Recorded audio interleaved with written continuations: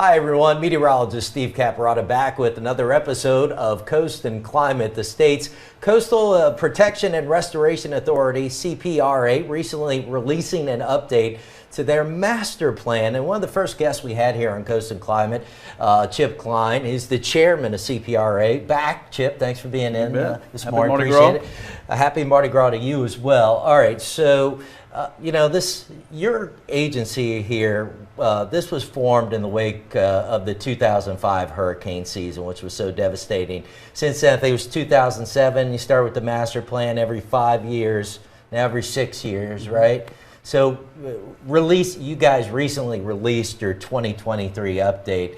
Tell us some of the key points with that recent release. Well, I think first of all, it's important for the public to understand why we update the master plan every several years. And so it's important that everything that we do at CPRA relies on the best available science. And so we know that our coast is constantly changing. We know that our coast changes from different environmental scenarios, damage to storms and other environmental factors. So we want to make sure that we've got the latest and greatest scientific information to make sure that the public has the best information to inform them of the risks that they face, and then everything that we're doing at CPRA to lower that risk, both from a hurricane protection standpoint and a coastal restoration standpoint. So as you just said, we're on our 4th iteration of the Coastal Master Plan. And I think one of the greatest things about this plan is that we have much more better tools in the toolbox to really inform the decisions we're making as far as project selections, informing the public of the risks that they face, both from a disappearing coast, because a lot of people don't realize, Steve, that as your coast disappears, you become more and more vulnerable to storm surge. So yes, it's about restoring the land, but that natural buffer is so critical in lowering risk to where people live and work today. So I think if you look at the 2023 master plan, it's going to lay out all of the projects that we plan to build over the next 50 years, both on the hurricane protection and coastal restoration side of the shop. But it really gives the public a sense of the vulnerabilities that they face if we do nothing. And it lets them know what we can achieve from an overall sustainability standpoint if we fully implement the master plan. And yeah, so you mentioned some of that land loss, and it's not all about land loss, as you said, but a stat that maybe people have heard by now, over 2,000 square miles of coast lost between the 1930s and 2015, at least that was the stat we had. This plan, at least part of it, is to slow the loss. It's not to stop it. We know we can't do that, right?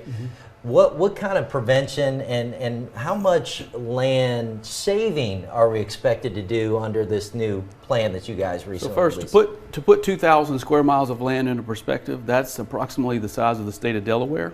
It's approximately the size of losing the entire city of Atlanta or the entire DC region, just to put that into perspective of what we lost here in the state of Louisiana. So if we fully implement all of the projects that are envisioned in the 2023 master plan, we can restore over 320 square miles of land, which is over 200,000 acres of new land that we can build. Now the sustainability of these projects is about creating new land, but we can also sustain existing land that is in place today. So you're never going to get the coast, Steve, that we had back in the 1930s, the 1940s, the 1950s. But we can have the coast where we can preserve our cultural heritage, we can preserve our working coast, and we can provide hurricane protection to the overwhelming majority of people where they live and work today. And so one step in this process with the recent release of the plan was you guys had a series of meetings, different locations around the state for public input. What sort of input did you get? How did that go overall? I think mostly positive feedback. I think anytime that you put some of these maps that we show that, if we do nothing, what does our coast look like? It's really a statistic and a fact that keeps people up at night, so to speak. And so I think the most thing that people were interested in was what is the timing of projects? That's great that you have a plan or a project within the plan, but when are we going to see dirt turning? When are we going to see these projects start to be constructed? And one of the things that I'm most proud of, Steve, is not only the great scientific planning, the overall long-term vision of the CPRA, but the statistics on the projects that have been implemented over the last several years. You're talking about 70 miles of barrier islands. You're talking about 300 miles of new levees that have been built or improved. Over 70,000 acres of new land have been built over the last several years. So these are investments that are paying off. And quite frankly, they're saving lives and livelihoods. But I think if going back to the public comments in the public meetings, public comment is still open. We're taking public comment until March the 25th, and then we will incorporate those public comments into the final plan. Some, not all, depending on making sure that they overlay well with the science. But there have been, if you look at previous master plans, there have been significant changes to the plan based upon public comment. And so I don't want the public to feel as if these comments are falling on deaf ears. We take them seriously. But I would say just overwhelming majority has been positive, but just want to know when the sequencing is going to occur on the overall projects.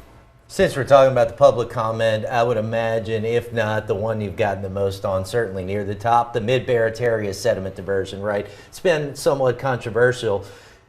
Regardless of that, though, there have been a couple of big steps forward in that project here in the last couple of months. What can you update us on with that mid-Barataria sediment diversion? Mid-Barataria sediment diversion is on the west bank of the Mississippi River in Plaquemines Parish. That project is designed to mimic the natural process that built the state of Louisiana to begin with. When that river was levied into its current course is when our land loss crisis started. So reconnecting the Mississippi River to the coastal marshes in the Barataria Basin in a controlled way is, I think, a very important step in the overall sustainability of Southeast Louisiana. So we just went through a regulatory process, a quite lengthy regulatory process. The environmental impact statement that the Corps of Engineers led on this is the most robust environmental impact statement in the history of the country as far as a restoration project. You're talking about thousands of pages of environmental studies that have been done on this project. And so we recently received a record of decision and a permit from the Corps of Engineers to construct this, as well as a funding resolution from the federal agencies that oversee all of the BP oil spill settlement dollars. So we are very hopeful that we will be under construction on mid-Barataria sediment diversion sometime this spring. So that's pretty remarkable. And so when you came on almost a year ago with me, we talked about this, but I think it's worth addressing again. So I mentioned this is, I think, one of the more, it's one of your capstone projects, I think, at CPRA, but also comes with some controversy, especially for the fisheries down there, all that freshwater introduction. What is CPRA's response to some of those concerns from the locals down in Plaquemines, St. Bernard parishes that are worried about that freshwater introduction, what's it going to do to the fisheries and some of the marine life down there as well? So look, I want to be clear and very transparent. There are negative impacts associated with this project. Anytime that you're diverting that river water, you're gonna change the salinity regime that is suitable for shrimp catching or oyster harvesting and things of that nature. So what you're going to see is you're going to see a shift in the fisheries further out to where we were catching oysters and brown shrimp probably 20 to 30 years ago. However, we're not just saying you got to move further out without any assistance from the state. And so there's over $300 million in mitigation efforts associated with this project. This project total cost is about $2 billion. This is the largest ecosystem restoration project in the country, the largest of its type anywhere in the world. So it comes with a heavy price tag. We're aware of that. However, if you don't build the project, your fisheries are going to continue to move further inland. The ecosystem is going to continue to collapse. Your fisheries are going to continue to fail. And so what we're trying to do is work with the seafood industry, our commercial fishing industry, and show them when the diversion is on, where the salinity regime will be suitable for oyster production and shrimp harvesting and catching speckled trout and all of the things that we know and love about Southeast Louisiana. But so their concerns are taken into account in the overall environmental impact statement.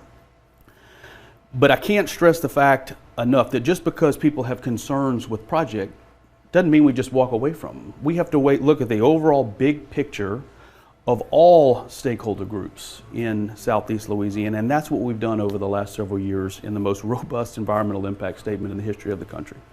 Yeah, so that project starting to really gain some steam now. I have this image up behind me. So you were talking about, we're talking about this general area down here. We've got the Bird's Foot Delta showing up. This was a really incredible satellite image captured a few months back. I think it's easy to lose perspective. Sometimes we look at paper maps or maps on TV. They don't always displayed the state and our boundaries and land like this, like it is in reality, we get those political boundaries that extend a lot farther out than where the land is now.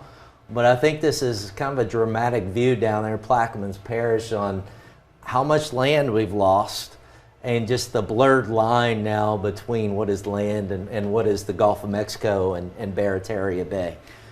There is actually a map that is very similar to this that shows if you were to take all of the coastal wetlands in the state that are on the ground today, and there's an interactive thing where you could make those things disappear. And if you were just left with your earthen land where our communities are, where people live and work, it is astonishing how much wetlands that we have that are actually protecting those inland communities. And so another thing that we always like to do with our neighbors in Gulf states is put up this map. We don't have white sandy beaches in the state of Louisiana. I mean, if you look at the wetlands, the intricacies of the Bird's Foot Delta, all of the navigation channels, the wetlands, we have a working coast here in Louisiana where people literally are making their living from coastal Louisiana. And so this is, of course, the perimeter of our state, and I love this depiction that you have here of our barrier islands, because there's been hundreds of millions of dollars invested in these barrier islands over the last several years, because these islands serve as our first line of defense. And so anytime you have a storm that's coming on shore, that first speed bump, so to speak, are going to be these barrier islands. As a result of the BP oil spill funding, we would particularly in the Terrebonne Basin, which is a little further to the west here, there's been significant investment in the last 3 years. And so, but all of these chains of barrier islands as well have been restored as a result of those BP oil spill funding.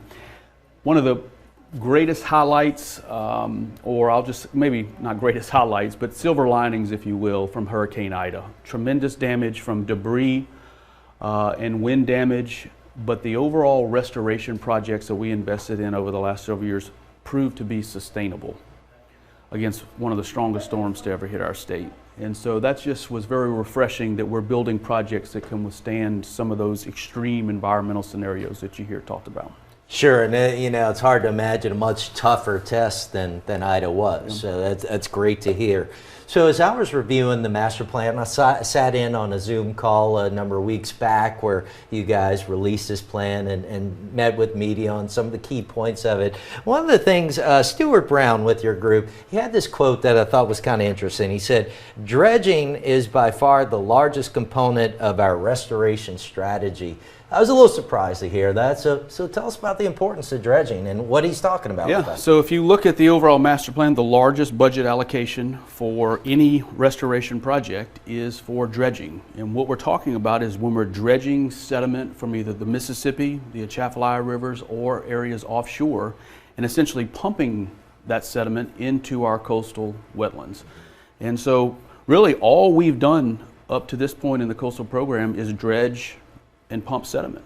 And so that's why we're so excited about mimicking the natural process that created the state of Louisiana to begin with through the sediment diversions, because the beautiful thing about sediment diversions is not only are you building tens of thousands of acres of new land, but you're also helping sustain the land that you're building through some of your dredging projects, where we're, again, dredging sediment from the river or areas offshore. All of these barrier islands have been restored by dredging and pumping sediments offshore. A lot of these inland marshlands that you see here, even in the Bird's Foot Delta, are being rebuilt by dredging sediment out of the Mississippi River, pumping it over the Mississippi River levees into our coastal marshes. The largest coastal restoration project that has been constructed to date is in Spanish Pass, which is just north of the Venice Marina. Again, dredging sediment and pumping that sediment into our coastal marshes is again a critical component of the master plan. But we can't just dredge and dredge alone. You have to have that nutrient water that from the Mississippi River to help sustain some of those projects. And since you mentioned it, I just pulled up some of the video you guys captured there from the Spanish Pass area. But one of the projects that you guys have been working on for a while. Yep, on the west bank of the Mississippi River. This area was actually ground zero for the BP oil spill back in 2010. It's experiencing some of the highest rates of land loss anywhere in the world. Again, just north of the Venice Marina on the west bank, over 7 miles of new ridge will be constructed here in over 2,000 acres of new land. And so again, pumping sediment out of the Mississippi River, pumping it over several miles into an area that is continuing to see collapse and degradation. This is just a great example of an area that is in decline, but CPRA stepping up to the forefront to address those issues. And so you can see there the excavators and other things that were spreading that sediment that's coming out of those pipelines. Yeah, I was going to say, it's a good illustration of the challenges of these projects too, to get that heavy equipment out where you are, where they're kind of sitting half in marsh and water. I can only imagine. All right, so I was reviewing the update to the master plan, the 2023 update. One project I saw was a little bit closer to folks here around Metro Baton Rouge. Now, it's down the line a bit, but it's the St. James Ascension Parish's Storm Surge Protection Levee Project. What can you tell us about that? So you've heard a lot of talk in recent years about the West Shore Lake Pontchartrain project, which protects the river parishes St. John, St. Charles, and St. James, which has been a project that has been envisioned for many years. We're finally under construction there. But one of the things that we've heard from residents in St. James Parish and Ascension Parish is like, hey, we're experiencing some of those surge issues as well, either from Lake Pontchartrain, Lake Maurepas. And so we looked in this updated master plan about extending a levee alignment into St. James and Ascension Parish, which essentially will tie in to the West Shore Lake Pontchartrain project. And so again, providing storm protection, lowering risk for the residents of St. James and Ascension, I think is going to be something that we're going to be looking at even going into the future, because what we're seeing, Steve, is some of these areas north of the coastal zone are starting to experience some of the same issues that we're experiencing on the coast. And so, as you noted, it's slated in the future. However, since we're working on the West Shore Lake Pontchartrain project currently, if there are opportunities to secure funding for this specific levee alignment for St. James and Ascension, we're all about it, to where you can move the overall sequencing of that project or the implementation priority of that project further up. And I think it's important to point out one of the big challenges you guys face. So this is a 50-year plan when you do it, right? The dollars aren't all there at the beginning. So you come up with the plan, but you still have to work on securing the funding. And then, you know, to your point, maybe you find extra dollars along the way and you can speed up the timeline. So this is sort of, it is a plan. Nothing is set here in stone, but these are the projects that CPRA would like to get done. And so the master plan, again, is the vision, but then every year we're coming up with an annual plan that outlines to the legislature and the public what are our funding priorities. And so we try to do about $1 billion worth of work a year. So it's a 50-year, $50 billion plan. So $1 billion over the next 50 years is our goal. And so last year we did about $1.3 billion. This year we'll do $1.7 billion. But again, it is a constant slugfest, if you will, on trying to get the necessary funding for these projects. And so we have constitutionally protected dollars in our trust fund. We obviously have the BP oil spill dollars, but those BP oil spill dollars are going to dry up in 2032 because they're only paid out over 15 years. And so finding, when those dollars go away, finding that next funding opportunity is going to be a critical component of our work moving forward so we can continue the progress. I want to ask you about something else. I think a lot of people, you know, everybody knows about the challenges, the threats that come with tropical storms and hurricanes down here. All our eyes are on those when they happen. But sort of the slow motion disaster, I think, is sea level rise, right? Can you talk a little bit about that challenge and how big of a deal that is for coastal Louisiana? Well, we call that the silent hurricane, right? Because it's essentially having the same effect that a hurricane has. Is that the Gulf of Mexico, and look, it doesn't matter what your political affiliation is or what your thoughts are on climate change. You can believe that it's the natural cycle of the earth, or you can believe that it's caused by human factors, but you cannot deny the fact that the Gulf of Mexico continues to rise. There are areas in South Louisiana that are used to drain into the Gulf of Mexico that are now hitting the head of the Gulf, and they're going sideways. And so as the Gulf continues to rise, that water is continuing to move further inland. And it is the environmental scenario that we're going to have to deal with over the next 50 years. Today it's subsidence, where our land is sinking. But if you look at over the next several years, it's really the sea level rise component of the overall environmental scenarios that are most concerning. And so when you're talking about over the next 50 years, your seas rising anywhere from 3 to 4 feet, that's a shallow end of a swimming pool. Yeah. And you think about where a house is or a home is in the southern portions of our state, and what does that mean for your overall risk and vulnerabilities. I will say, Steve, we are designing projects to withstand that, though. So some of these marsh creation projects, our dredging projects that you mentioned, they are being built to elevations to where they can withstand that overall sea level rise. And so if those sea level rise projections or environmental scenarios don't pan out, then you have a much more resilient project on your hands. That's good to know. You brought that thought to my mind, though, as talking about maybe, you know, some areas that traditionally we haven't thought of as coastal in Louisiana are gradually becoming more coastal. We need to reframe what we think of as the coast, and a big part of that is the sea level rise. All right, so obviously your group does a lot, and it's complex. There's a lot of projects ongoing, a lot planned, like we talked about. I'd like for you to take a moment and walk us through your website, because I think it's an invaluable tool for people that are interested. So we're going to walk on over to our touchscreen here. And Chip, I'll just let you talk through it a little bit. Go ahead and walk, and I'm going to walk over on the other side. But people can find this at coastal.la.gov, right? Yep, coastal.la.gov is CPRA's website, and one of the things that we've really tried to do over the last several years is to give the public a tool to where they can really keep up with the progress that we're making, if they have questions on specific projects that they want to see, or because a lot of these projects, Steve, are in remote areas. Mm-hmm. You're not going to see them driving down I-10.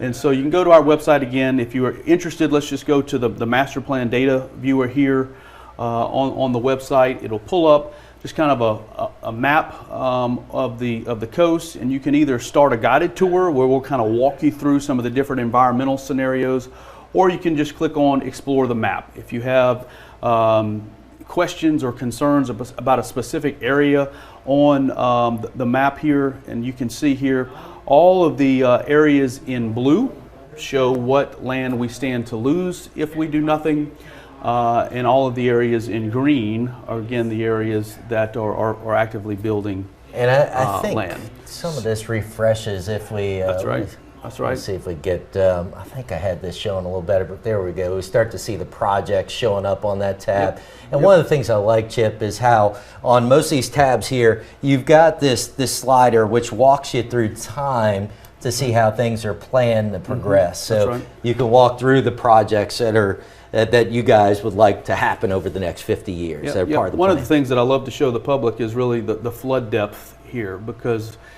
too many people in the state, Steve, just think of coastal restoration, well, that's kind of a conservation type issue. But as you lose your land, when you lose that natural buffer, you're becoming more vulnerable to storm surge. And so you can see here with I don't know if the camera's picking this up here on the map, the flood depth levels that we will experience over the next several years if we do nothing. And so we actually had to add a new color to this map based upon the 2023 update, where you have 21 plus feet of water in some areas across South Louisiana if we do nothing. But there's just a kind of an interactive tool on the environmental scenarios, the land change that shows, you know, what land is lost, what land is gained, but then you can also sequence it, as you said, to kind of give you, you know, at year 30, here's where we're looking at. At year 20, here's where we are. You can also go to any particular project here for Amelia Levee improvements. Obviously in Terrebonne Parish, you can click on that. It'll bring up the kind of all of the projects that are planned in and around Terrebonne Parish, from our Barrier Islands to Caillou Lake to Lost Lake. All of these are marsh creation type projects. And then you can see here this black line, which shows the Morganza to the Gulf hurricane risk reduction system. Great success story here in Terrebonne and Lafourche Parish as it relates to Morganza to the Gulf. Federally authorized in 1990, Not a single federal dollar allocated until just last year, and as a result, the state and both Terrebonne and Lafourche parishes stepped up with their own funding. So I think that's an important component too, is that we're not waiting on the federal government to show up. Right. The state is making proactive investments to protect these areas that experience these storm surge issues on an annual basis. And so this area in Hurricane Rita had about 9 feet of storm surge, 12,000 homes flooded. In 2019, Hurricane Barry, again 9 feet of storm surge and only 11 homes flooded. Wow. So it just goes to show that these investments are paying off, they're making a difference, and really saving livelihoods. But a lot of great tools here on the website. Again, you can just go any area across South Louisiana. And of course, I don't want to forget our friends in Southwest, because as you know, Hurricane Laura, Hurricane Delta devastated Southwest Louisiana, and so there's just a lot of work here. But even a guided tour, so you don't maybe not familiar with how to interact over map, we can kind of walk you through some of the different yeah, and this plan. is neat right here. You can see how the land disappears with time. How much we've lost. So great tool. So I encourage everybody to go check that out. All right, let's walk back over, Chip, and wrap it up. Let me pull the camera back up here. So there is one other thing I wanted to ask you about. This week, you guys are celebrating the 5th anniversary of the Center for River Studies, which I think is a collaborative project between CPRA and LSU, right?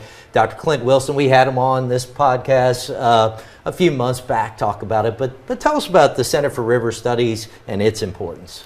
So it really is the what I call the crown jewel of the coastal program. It is an incredible research facility that, as you just said, CPRA is partnering with LSU on. There's an exhibit area on the bottom floor. This is an area just on the water campus.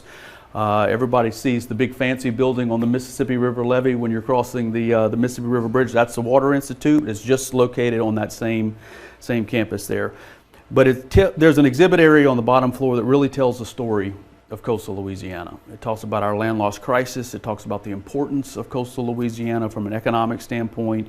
But it talks about the master plan, everything that we're doing to address the crisis we face. However, the most important thing about the Center for River Studies is there is a physical model of the Mississippi River to where we can study how sediment flows, how water moves in and along the Mississippi River to help inform our restoration efforts. The Mississippi River, I've said this time and time again, the Mississippi and Atchafalaya rivers are such critical components to our overall restoration strategy. And because our land loss crisis started when those rivers, particularly the Mississippi River, was levied. And so to be able to run a model that looks at how the sediment moves, when is the most sediment in the river, I mean, this is a fascinating facility to where we've had cabinet secretaries from President Obama, President Trump come in here. They said, look, we've been all over the world looking at facilities like this, and we've never seen something like this. So it's a great thing for school teachers to bring their students to see. We've had field trips from high schoolers, from first and second grade to middle school, but we also had the Sisters of St. Joseph come by and see this facility. So anybody at any time can schedule a tour of this. It's a fascinating thing, but 5 years of partnership with LSU on the overall restoration of our coast, utilizing the Mississippi River. Just a great example of collaboration and coordination with the flagship university. Yeah, I encourage you, if you ever get the chance to get in there and see it in person, sometimes they open it up for tours and things, as Chip said. It really is remarkable to see the size and the scale of that model inside that building, and a great tool we have right here in Baton Rouge. The Water Campus overall doing some great work. Well, Chip, thank you very much. This has been very informative. Good luck going forward. We need it. You guys are doing a lot of heavy lifting here. Very important, trying to do what you can to save our coast, or at least get some of that land, recapture some of that land, right, and do what we can to reduce risk. So thank you for everything that you do. Thank you for having me on. Appreciate it, Steve. All right, folks, that will wrap up this episode of Coast and Climate. You can always watch us on demand on our app, WAFB Plus, and on our website, WAFB.com. I'll see you right back here next time for Coast and Climate.